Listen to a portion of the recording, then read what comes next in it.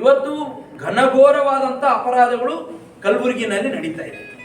ಕಲಬುರಗಿ ಜಿಲ್ಲೆನಲ್ಲಿ ಇಡೀ ರಾಜ್ಯಗಳು ಕೇಳದೇ ಇರತಕ್ಕಂಥ ಘನಘೋರ ಅಪರಾಧಗಳು ಕಲಬುರಗಿನಲ್ಲಿ ನಡೀತಾ ಇದೆ. ಇಲ್ಲೇನು ನಡೀತಾ ಇದೆ? ಲಾ ಅಂಡ್ ಆರ್ಡರ್ ಎಲ್ಲಿದೆ? ಸಚಿವರು ಯಾಕೆ ಮಾತಾಡ್ತಾ ಇಲ್ಲ?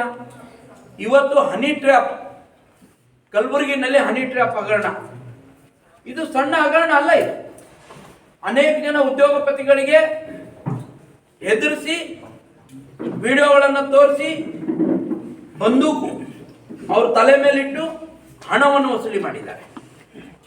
ಅಮಾಯಕ ಹೆಣ್ಣು ಮಕ್ಕಳಿಗೆ ಇವರೇ ಸ್ವತಃ ರೇಪ್ ಮಾಡಿ ಅವ್ರ ವಿಡಿಯೋಗಳನ್ನು ಮಾಡಿಕೊಂಡು ಅವರು ಇನ್ನೊಬ್ಬರ ಮೇಲೆ ಛೂ ಬಿಡ್ತಕ್ಕಂಥ ಕೆಲಸ ಮಾಡಿದ್ದಾರೆ.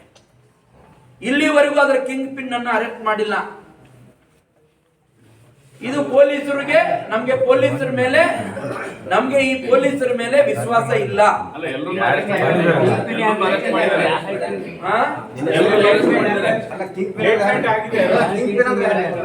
ನೋಡ್ರಿ, ನಾನು ಒಂದ್ ಮಾತು ಹೇಳ್ತೀನಿ, ಅದನ್ನು ಅಣ್ಣ ಸ್ವಲ್ಪ ತಾಳ್ರಿ. ನಿನ್ನೆ ರಾತ್ರಿ ಅರೆಸ್ಟ್ ಮಾಡಿದ್ದಾರೆ ಅಂತ ಹೇಳಿದ್ರೆ ಬಹಳ ಒಳ್ಳೇದು. ಆದ್ರೆ ಕಣ್ಣೊರ್ಸ್ಲಿಕ್ಕೆ ಅರೆಸ್ಟ್ ಮಾಡಿದ್ರೆ ನಾವು ಒಪ್ಪೋದಿಲ್ಲ. ನಾವು ಈಗಲೂ ಹೇಳ್ತೀವಿ, ಕೊಲೆ ಬೆದರಿಕೆಗಳು ಮತ್ತೆ ಇಲ್ಲೀಗಲ್ ಗನ್ಗಳು, ಇಲ್ಲೀಗಲ್ ವೆಪನ್ಗಳು ಅವ್ರ ಹತ್ರ ಇಟ್ಕೊಂಡಿದ್ದಾರೆ, ಕೊಲೆ ಬೆದರಿಕೆ ಹಾಕಿದ್ದಾರೆ. ಹಿಂಗೆ ಪಿಸ್ತೂಲ್ ಹಿಡಿದು ಅನೇಕ ಜನ ವ್ಯಾಪಾರಸ್ಥರು ನಡುಗ್ತಾ ಇದ್ದಾರೆ. ಇವತ್ತು ನಾವೇನ್ ಮಾಡ್ಬೇಕು ಅಂತೇಳಿ ಇಜ್ಜತ್ತಿಗಂಜಿ. ಇವತ್ತು ಅದ್ರ ಜೊತೆಗೆ ಅನೇಕ ಜನ ಹಿರಿಯ ಅಧಿಕಾರಿಗಳನ್ನ ಬಲೆಗೆ ಹಾಕಿದ್ದಾರೆ.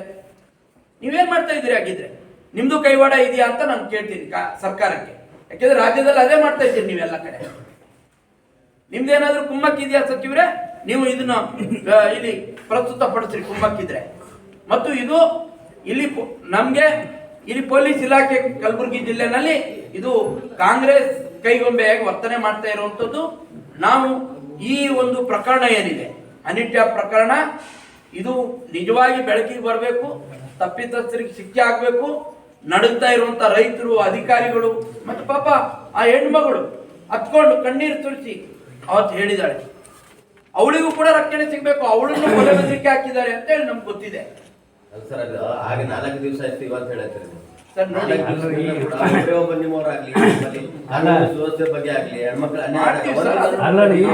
ಕೊಟ್ಟಿದ್ದೀವಿ ಸರ್. ಅಲ್ಲ, ಜೇವರ್ಗಿ ಒಳಗ ಒಬ್ಬ ಅಧೀಕ್ಷಕ ಸುಸೈಡ್ ಮಾಡ್ಕೊಂಡು ಅಟೆಂಪ್ಟ್ ಆಗಿದೆ. ನಾನು ಅದನ್ನೇ ಬರ್ತಾ ಇದ್ದೀನಿ. ಅಲ್ಲ, ನೀವು ಸಬ್ಜೆಕ್ಟಿವ್ ಎತ್ತ ಇಲ್ಲ ನೀವು.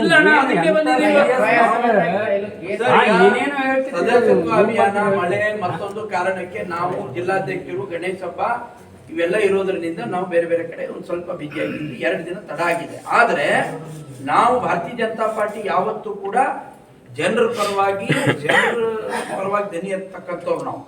ಇವತ್ತು ನಮ್ಮ ಜಿಲ್ಲಾಧ್ಯಕ್ಷರು ತೀರ್ಮಾನ ಮಾಡಿದ್ರು ನಿನ್ನೆ ರಾತ್ರಿ, ಇಲ್ಲ ಇದು ಒಂದು ಜ್ವಲಂತ ಸಮಸ್ಯೆಗಳು ಕಲಬುರಗಿನಲ್ಲಿ ನಡೀತಾ ಇದ್ದಾವೆ, ತಕ್ಷಣ ಇದು ಆಗ್ಬೇಕು ಅಂತೇಳಿ. ಅದಕ್ಕೆ ಇವತ್ತು ನಾವು ಸರ್ಕಾರಕ್ಕೆ ಹೇಳ್ತೇವೆ, ಇದನ್ನ ಏನು ಹನಿ ಟ್ರ್ಯಾಪ್ ಹಗರಣ ಇದೆ, ಇದನ್ನ CBI ತನಿಖೆ ಕೊಡಬೇಕು. ಕಲಬುರಗಿ ಸೇರಿದಂತೆ ಇಡೀ ರಾಜ್ಯದ ಏನೇ ನಡೀತಾ ಇದೆ. ಯಾಕೆಂದ್ರೆ ಇದು ಬರೀ ಕಲಬುರಗಿಗೆ ಅಷ್ಟೇ ಮೀಸಲಾಗಿದೆಯಾ ಅಂತ ಅನ್ನೋಂಥದ್ದು ಈಗ ಉಳಿದಿಲ್ಲ. ಹಂಗಾಗಿ ನಮ್ಗೆ ಅನುಮಾನಗಳು ಕಾಡ್ತಾ ಇದ್ದಾವೆ. SIT ಕಣ್ಣೊರ್ಸಿ SITಗಳನ್ನು ಮಾಡಿ ಅವನು ಮುಚ್ಚಾಕ್ತಕ್ಕಂಥ ಕೆಲಸಗಳನ್ನು ಕೆಲವು ಮಾಡಿದ್ರು. ಹಿಂದಿನ ಸಂದರ್ಭದಲ್ಲೂ ಕೂಡ ಯಾವುದೋ ಒಂದು ಇದನ್ನ ಸಂಸ್ಥೆಯನ್ನ ರಚನೆ ಮಾಡಿ ಅವರು ಎಲ್ಲ ಕ್ಲೀನ್ ಚೀಟ್ ಅನ್ನ ಕಾಂಗ್ರೆಸ್ನವ್ರು ಕೊಟ್ಕೊಳ್ಳೋ ಅಂತ ಕೆಲಸವನ್ನು ಮಾಡಿದ್ರು. ಈಗಲೂ ಕೂಡ ನಮಗೆ SIT ಅವಶ್ಯಕತೆ ಇಲ್ಲ. ಮತ್ತು ಇದನ್ನ ಕರ್ನಾಟಕ ಪೊಲೀಸರು ಹೊರತುಪಡಿಸಿ CBI ತನಿಖೆಗೆ ಒಪ್ಪಿಸ್ಬೇಕು. ಯಾಕಂದ್ರೆ ಮಹಾರಾಷ್ಟ್ರದ ಹೆಣ್ಮಗಳಿದ್ದಾಳೆ ಇದರಲ್ಲಿ, ಮಹಾರಾಷ್ಟ್ರದ ಹೆಣ್ಮಗಳು, ಮತ್ತೆ ಬಹಳಷ್ಟು ಜನ ಗೋವಾ, ಬೇರೆ ಬೇರೆ ರಾಜ್ಯದ ಹೆಣ್ಣು ಮಕ್ಕಳು ಕೂಡ ಇದರಲ್ಲಿ ಇನ್ವಾಲ್ವ್ ಆಗಿದ್ದಾರೆ ಅನ್ನುವಂಥದ್ದು ಬೆಳಕಿಗೆ ಬಂದಿದೆ.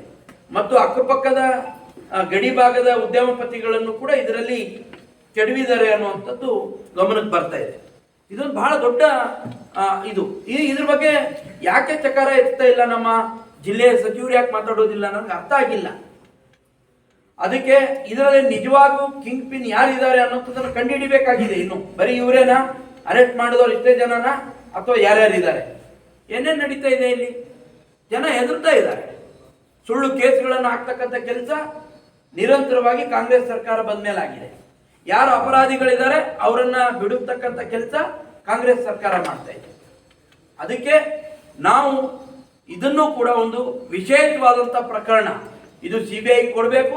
CBI ಒಪ್ಪಿಸದೇ ಇದ್ರೆ ದೊಡ್ಡ ಪ್ರಮಾಣದಲ್ಲಿ ಕಲಬುರಗಿ ಜಿಲ್ಲೆ, ಕಲಬುರಗಿ ವಿಭಾಗ ಅಷ್ಟೇ ಅಲ್ಲ, ರಾಜ್ಯಾದ್ಯಂತ ಇದರ ಹೋರಾಟವನ್ನು ಕೂಡ ತಗೋಬೇಕಾಗುತ್ತೆ ಅಂತಕ್ಕಂಥ ಎಚ್ಚರಿಕೆಯನ್ನು ಕೂಡ ನಾವು ಸರ್ಕಾರಕ್ಕೆ ಕೊಡ್ತಾ ಇದ್ದೀವಿ. ಅದಕ್ಕೆ ಇವತ್ತು ಏನು 17ನೇ ತಾರೀಕು ಕ್ಯಾಬಿನೆಟ್ ಇಲ್ಲಿ ನಡೆಯೋದಿದೆ, ಆ ಕ್ಯಾಬಿನೆಟ್ನಲ್ಲಿ ಈ ಕಲಬುರಗಿಯ ಹನಿ ಟ್ರ್ಯಾಪ್ ಪ್ರಕರಣವನ್ನ CBI ಒಪ್ಪಿಸುವಂತ ತೀರ್ಮಾನವನ್ನು ಸರ್ಕಾರ ತಗೊಳ್ಬೇಕು ಅನ್ನುವಂಥದ್ದನ್ನ ಭಾರತೀಯ ಜನತಾ ಪಾರ್ಟಿ ಒತ್ತಾಯ ಮಾಡುತ್ತೆ. ಮತ್ತು ಯಾರು ಎದುರಿದ್ದಾರೆ, ನಾನು ಇವತ್ತು ಸಂತ್ರಸ್ತರಿಗೂ ನಾನು ಹೇಳೋದಕ್ಕೆ ಇಚ್ಛೆ ಪಡ್ತೀನಿ, ನಿಮ್ಮ ಪರವಾಗಿದ್ದೇವೆ, ನ್ಯಾಯದ ಪರವಾಗಿ ನಾವಿದ್ದೇವೆ. ನೀವು ಧೈರ್ಯದಿಂದ ಬಂದು ನಿಮ್ಗೆ ಆದಂಥ ನೋವುಗಳನ್ನು ನೀವು ಹೇಳ್ಕೊಳ್ಳುವಂಥ ಅವಕಾಶ ಒದಗಿಸಿಕೊಡುವಂಥ ಕೆಲಸ CBI ಕೊಟ್ಟರೆ ಮಾತ್ರ ಆಗುತ್ತೆ. ಅದಕ್ಕೆ ಯಾಕೆಂದ್ರೆ ಬಹಳಷ್ಟು ಜನ ಹೆದರಿ ಹೇಳಕ್ತಾ ಇಲ್ಲ, ಯಾಕಂದ್ರೆ ಪೊಲೀಸರು ಯಾವಾಗ ಇವ್ರ ಹೇಳಿಕೆಗಳನ್ನ ಹೊರಗಡೆ ಲೀಕ್ ಮಾಡ್ತಾರೋ ಗೊತ್ತಿಲ್ಲ.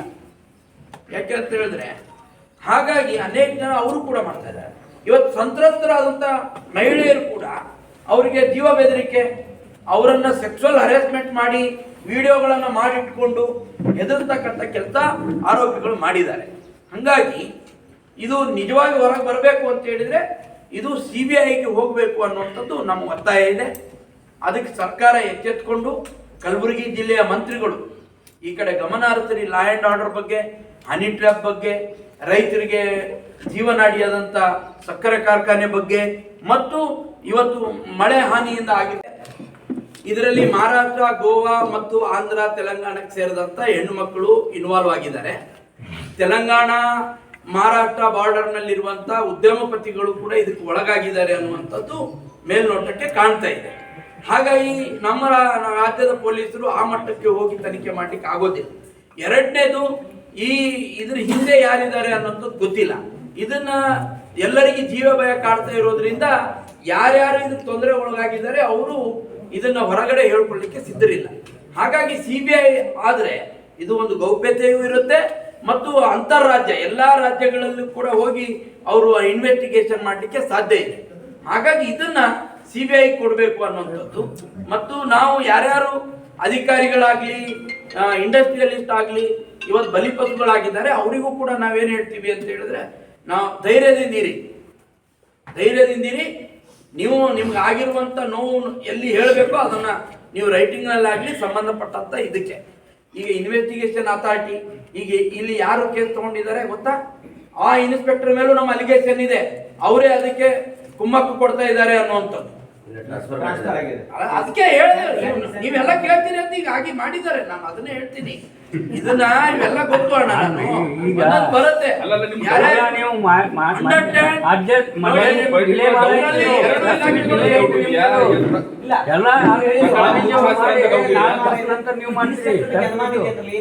ಏನ್ ಅರ್ಥ ಅದು ಅಲ್ಲ. ನಿಮ್ ಡಿಮ್ಯಾಂಡ್ ಕೇಳ್ರಿ ಅಣ್ಣ, ಸ್ವಾಮೀಜಿನ ಮಾಡಿಬಿಟ್ಟರು. ಅವರು ಪ್ರಯತ್ನ ಮಾಡ್ತಾ ಇದ್ದಾರೆ ಅದಕ್ಕೆ. ಮತ್ತು ಆ ಇನ್ಸ್ಪೆಕ್ಟರು